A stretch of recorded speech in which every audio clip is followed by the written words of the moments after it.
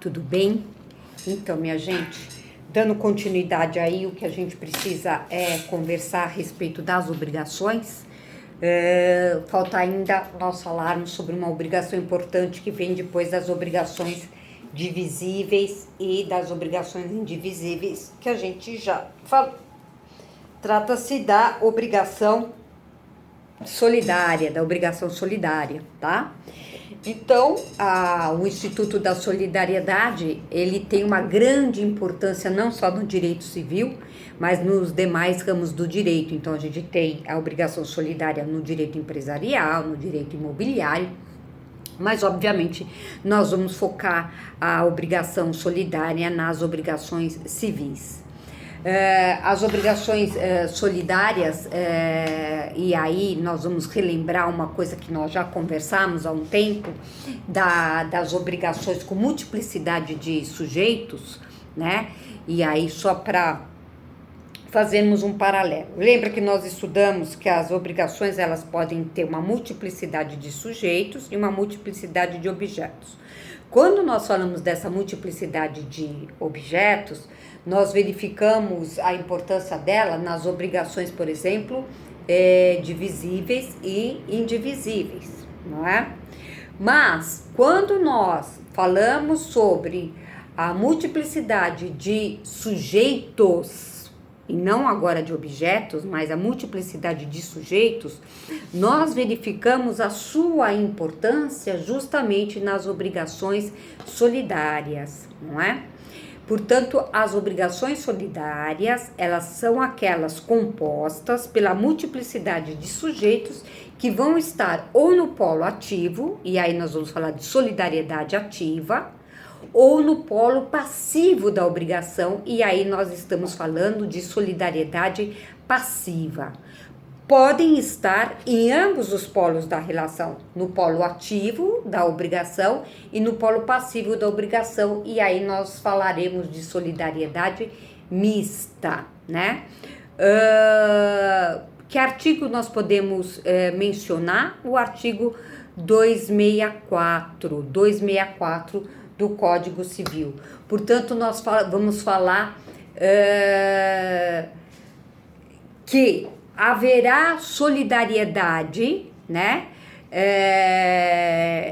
Quando na mesma obrigação concorre uma pluralidade de credores, cada um com direito à dívida toda ou uma pluralidade de devedores, cada um obrigado a ela por inteiro. Vou repetir, né, para a gente marcar bem esse entendimento. Quando você tem uma obrigação solidária, você vai ter uma unidade objetiva da prestação. Quando eu falo o que é uma unidade objetiva da prestação? Professor, o que é uma unidade objetiva da prestação? Ora, uma unidade objetiva da prestação significa dizer que a pluralidade de sujeitos ativos vai ter direito à dívida toda. E a pluralidade de sujeitos passivos vai ser obrigado pela dívida toda. Portanto, cada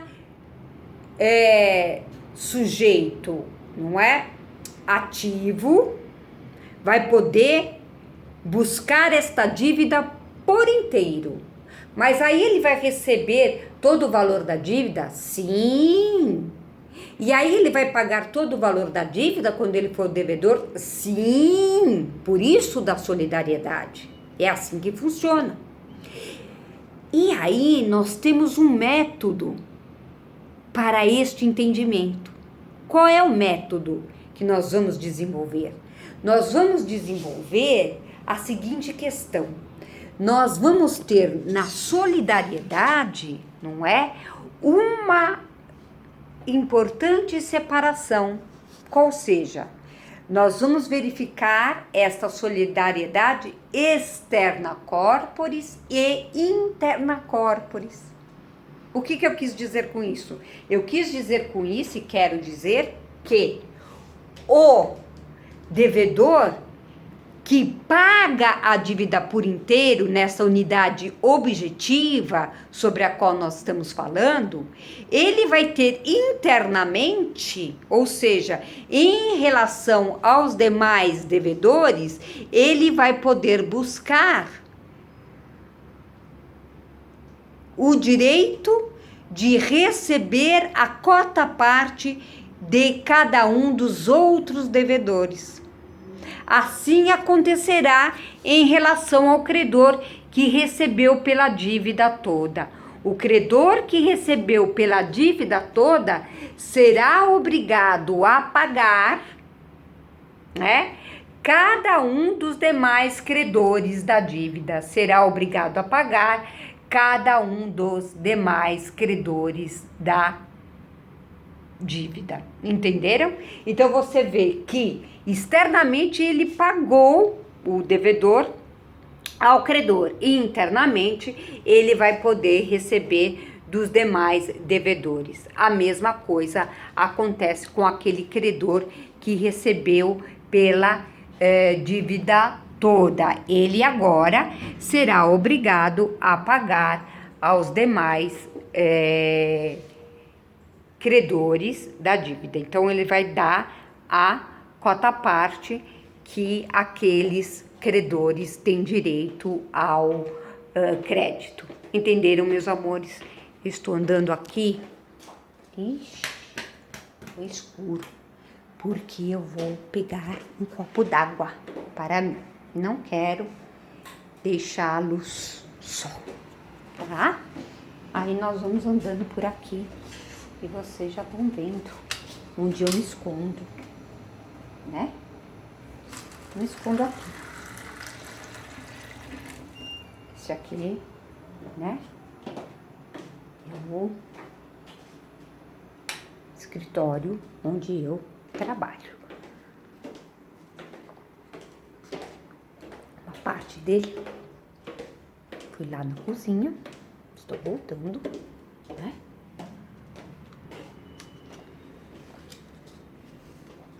Para a minha salinha. Cheguei. Depois eu mostro o resto. Só pra gente mudar um pouco o clima, né? Entenderam? Portanto, o que caracteriza a solidariedade é a pluralidade subjetiva, sujeitos e a unidade objetiva. De novo, o que caracteriza a solidariedade é a pluralidade subjetiva, sujeitos e a unidade objetiva. Isto é uma máxima que vocês vão guardar para a prova da OAB. Olha, parece um sapinho. A solidariedade não se presume, ela decorre da lei ou da vontade das partes. É um mantra. Então, sempre falando, a solidariedade não se presume, ela decorre da lei ou da vontade das partes, né? Artigo 265 do Código Civil, né? Portanto, o princípio regente é o da não presunção da solidariedade, isto é, quem quer ser solidário deve declarar esta solidariedade. Declarar essa solidariedade, não é? Então, ali o artigo 265 do Código Civil, ele nos revela esta condição, ele nos revela essa situação. A solidariedade e a indivisibilidade são sempre exceções à regra do partilhamento da obrigação entre credores e devedores. E por ser assim, e por justamente ser assim, por ser uma exceção, é que ela deve ser declarada, né? A solidariedade pode ser pura e simples para um dos sujeitos solidários e ou condicional a termo ou com encargo para o outro. Artigo 266 do Código Civil. Significa dizer que numa mesma relação jurídico-obrigacional, você pode ter situações de solidariedade, né, sujeitos solidários, com características diferentes, né? Então, na solidariedade, e aí eu vou retomar aquela história do vínculo externo e do vínculo interno, há, portanto, dois vínculos, né? Duas relações jurídicas. O vínculo jurídico, que é a relação jurídica externa, que eu chamo de externa corporis, né? Que vai ocorrer entre o polo ativo e o polo passivo desta obrigação, e o vínculo ou a relação interna, que eu chamo de interna corporis, que vai acontecer entre os próprios credores da relação jurídica obrigacional ou os próprios devedores da relação jurídica obrigacional, que, portanto, é uma relação jurídica interna, né? Que é aquela que vai ocorrer dentro do polo ativo ou dentro do polo passivo, nas situações de que cada um vai cobrar do outro, ok? Então, agora eu vou dar uma paradinha, porque senão esses vídeos vão ficando muito grandes e aí eu não consigo passar para vocês. E aí eu já volto, que eu quero passar um quadro para vocês aí verificarem, tá bom? Beijo! Volto já!